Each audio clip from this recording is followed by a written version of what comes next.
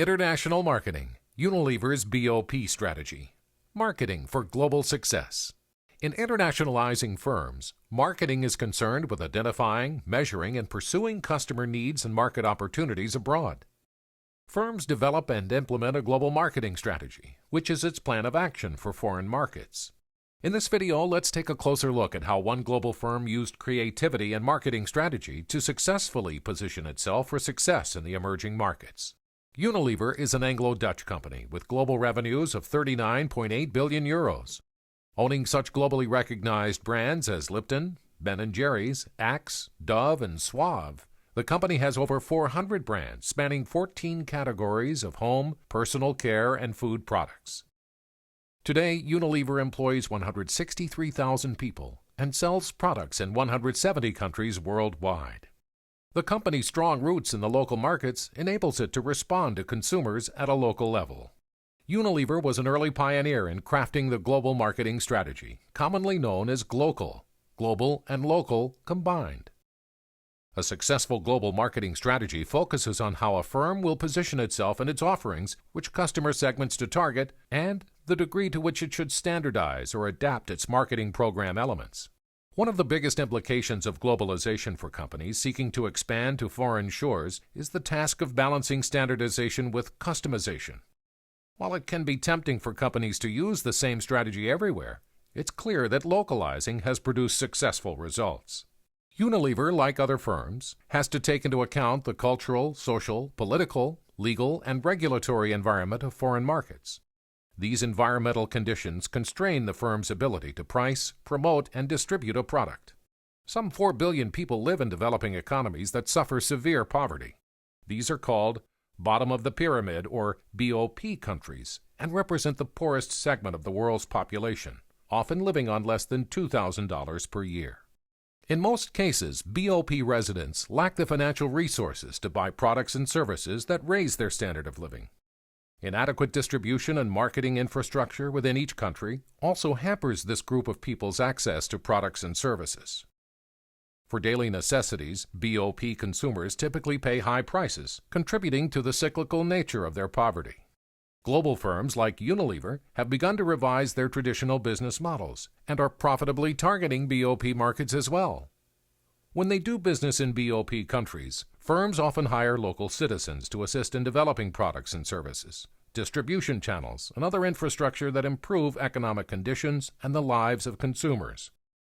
In all these ways, for-profit firms, like Unilever, can play a substantial role in addressing global poverty, making them good global corporate citizens. Unilever is a classic example of a global brand which has pioneered serving the locals with products that address the local sensitivities. Unilever's Indian subsidiary, Hindustan Lever, has been the leader in recognizing the tremendous opportunity lying at the bottom of the pyramid. Customer base that aspires to consume products, but in smaller quantities and at lesser prices. HLL literally invented the shampoo sachets, small plastic packets of shampoo for as little as 1 rupee, which is about 3 American cents. This became such a rage among the rural consumers that many other brands started offering products such as detergent, soap, coffee and tea powder, coconut oil, and toothpaste in sachets. Even though the unit price was higher, rural consumers were able to afford to purchase the smaller quantity at their convenience. By developing a complete line of appropriate health and home care products, packaging, and pricing for BOP customers in India, Unilever created a $2.6 billion portfolio of products that generate a high return on investment. Unilever has also successfully used its global community investment initiatives to grow its business. In 2009, Unilever invested 89 million euros in local community projects worldwide, all in an effort to generate local goodwill and with an eye towards the bottom line. For example, 740 million people worldwide suffer from iodine deficiency, and it is most acute in developing countries. Iodine is a key micronutrient in the early stages of brain development, so children born to iodine-deficient mothers often have a lower IQ. The best way to prevent these disorders is to encourage people to use iodized salt with iodine added to it.